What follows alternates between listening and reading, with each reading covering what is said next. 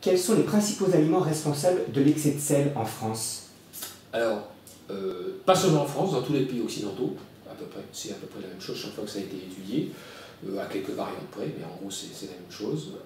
Alors ça dépend de deux choses, c'est la teneur en sel des aliments et la quantité d'aliments consommés, évidemment. Donc c'est pas forcément les aliments plus salés qui fournissent le plus de sel, puisque c'est pas forcément les aliments plus salés dont on consomme les quantités les plus importantes. Donc lorsqu'on tient compte de ces deux paramètres, on peut faire un tableau où on voit les principales sources de sel dans l'alimentation. Alors, une chose importante, c'est que ce sont les mêmes chez l'adulte et chez l'enfant. L'enfant en moins entre 3 et 15 ans. Donc en gros, on a à peu près donc, les mêmes sources de sel qui dans l'ensemble de la population pratiquement. Alors, on peut citer le pain, ça c'est une source majeure, hein, c'est la première source de sel dans l'alimentation, puisque à cause des teneurs en sel dans le pain qui sont pas négligeables, mais surtout de la quantité de pain consommée en moyenne chaque jour par la population, on a un apport en sel qui est de l'ordre de 1/4 de l'apport journalier, rien que pour le pain. Donc pain et acidité, enfin, tout ce qui est produit de ce type. Ensuite, charcuterie, fromage, bon ça c'est quand même assez connu, évidemment c'est des produits salés, mais disons que les gens consomment un petit peu moins quand même que le pain. Et puis il y a aussi des choses qu'il ne faut pas oublier, alors les soupes industrielles, tout ce qui est soupe industrielle, qui sont extrêmement salées, alors que les soupes évidemment contiennent très peu de sel si on n'en rajoute pas. Et puis, alors beaucoup moins connu, et joue un rôle important en particulier chez les enfants, mais aussi chez l'adulte, tout ce qui est produits sucrés. Hein. Donc pâtisserie, viennoiserie, glace, enfin tout ce qui provient de la boulangerie ou de la pâtisserie, on va dire, contient du sel. Et cet apport n'est pas du tout négligeable, hein, en particulier chez les enfants. Quoi. Bon, en gros, là, vous avez, si vous rajoutez à ça aussi évidemment ce qui est produit combiné, hein, évidemment, par exemple, un sandwich, c'est évidemment une combinaison de pain, souvent de fromage, charcuterie, des choses comme ça. Donc vous aboutissez en gros avec tout ça, et sans oublier quand même les plats cuisinés aussi, qui sont quand même assez souvent très salés, plats cuisinés, barquettes à cuisiner, prêts à consommer et prêts à cuire. En gros, vous avez plus de 60%, plus des 2/3 de la consommation journalière de sel. Quoi. Après, le reste, c'est saupoudré entre différentes multitudes d'aliments que l'on peut consommer. Quoi. Enfin, voilà les principaux postes qui fournissent donc, cet excès de sel alimentaire. Quoi. Donc, ce n'est pas la salière que la personne voit, les apports reconnus par la personne qui sont ses principales sources de sel. C'est pas la salière du tout, puisque lorsqu'on fait les calculs, ça a été fait en France et dans les autres pays c'est la même chose, sur les apports en sel totaux par 24 heures, on s'aperçoit que le sel ajouté par le consommateur lui-même, donc à table ou dans sa cuisine, c'est, disons, au maximum 20% de l'apport journalier. Donc 80% de l'apport de cet excès de sel, c'est du sel qui est ajouté par le secteur agroalimentaire, hein, d'une manière ou d'une autre, dans des aliments qui, naturellement, contiennent très peu de sel. Voilà. Donc la situation actuellement, c'est une habitude alimentaire qui est une habitude alimentaire, il faut bien la situer, c'est une habitude alimentaire, plutôt, c'est une habitude du secteur agroalimentaire, plus qu'une habitude du consommateur, puisque, encore une fois, ce n'est pas le consommateur qui ajoute cet excès de sel dans son alimentation, c'est le secteur agroalimentaire qui ajoute ce sel dans les aliments que le consommateur consomme. C'est différent, hein. Une consommation d'alcool ou de tabac, par exemple, peut quand même, est en général plus dépendante du consommateur, qui décide ou non de fumer ou de boire.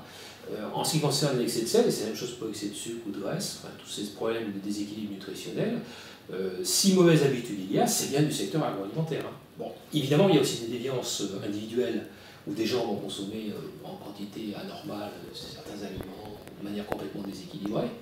Mais fondamentalement, le problème fondamental, c'est des aliments qui, proposés à la vente, avec pratiquement très peu d'alternatives, hein, tout le pain que vous pouvez trouver actuellement, il contient du sel. Quoi. Pour trouver du pain sans sel, il faut vraiment, c'est quasiment impossible. Donc vous avez donc une offre alimentaire qui est complètement déséquilibrée, en particulier en teneur en sel, et c'est bien le secteur agroalimentaire qui est responsable de cette situation, plus que le consommateur. Est-ce que les aliments comme le pain, le fromage ou les charcuteries ne sont pas obligatoirement fabriqués avec du sel? Alors, l'utilisation du sel dans un certain nombre d'aliments, on l'a vu, hein, est très ancienne, parfois ça remonte à plusieurs milliers d'années. Hein.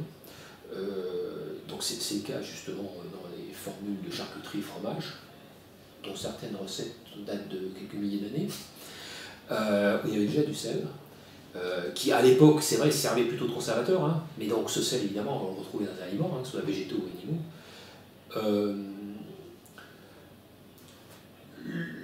En ce qui concerne donc il est évident que pour des produits qui ont une base bactériologique qui intervient au moment de la fabrication, au moment de la conservation, les teneurs en sel jouent probablement un rôle dans l'équilibre du produit en tant que tel. Alors cela étant, alors ça, de mon point de vue, ça concerne les fromages et les charcuteries. Ça ne concerne pas le pain, puisque le pain, historiquement, il y a eu une période où il n'y avait pas de sel dans le pain. Aujourd'hui, il y a des régions dans le monde où on fabrique du pain sans sel. Donc ça, pour le pain, il n'y a aucune raison technologique d'utiliser du sel. Pour le fromage charcuterie, le sel probablement intervient dans l'écologie bactérienne du produit, mais il y a deux bémols qu'on peut apporter. C'est un, quid de la chaîne du froid, hein, puisque à la limite, un saucisson, il suffirait de le garder au réfrigérateur, on garde bien des choses au réfrigérateur, on ne va pas garder éventuellement des produits de ce type au réfrigérateur, ça permettrait vraiment de diminuer les teneurs en sel. Mais même sans parler de la chaîne du froid, lorsqu'on regarde actuellement donc pour un même produit, donc un même produit type, un fromage type par exemple, un camembert, j'en sais rien, vous vous apercevez qu'il y a une variabilité des teneurs en sel qui est considérable d'un produit à l'autre. Ce qui indique qu'il y a des marges de manœuvre, puisque à partir du moment où le produit existe, c'est qu'il n'y a pas de problème bactériologique majeur, sinon ça se saurait. Donc du coup, si vous voulez, il y a bien des marges de manœuvre, elles sont quand même importantes, puisque le rapport de l'AFSA en 2002 fait état de variations de l'ordre de 3 à 4 dans les teneurs en sel pour un même produit, dans ce secteur fromagerie-charcuterie. Donc ça veut dire qu'il y a des marges de manœuvre énormes qui sont apparemment pas utilisées. Cela étant, fondamentalement, si vous voulez, effectivement, ces fromages charcuterie, à la différence du pain, sans sel du tout, je ne sais pas si ça sera encore du fromage ou de la charcuterie. Donc à ce niveau-là, il faut faire intervenir évidemment les fréquences de consommation. C'est-à-dire que c'est des produits qui devraient être consommés sur une base irrégulière et non pas régulière. Une ou deux fois par semaine, je pense que ça ne tuerait personne. Tous les jours, systématiquement, ça a probablement des effets nocifs sur la santé. Que faut-il faire pour réagir face à ce problème de surconsommation? Alors, déjà, la première chose, c'est qu'il ne faudrait pas fixer les choses uniquement sur le sel, puisque le sel, c'est un des déséquilibres nutritionnels. Là, on a beaucoup parlé du sel, évidemment.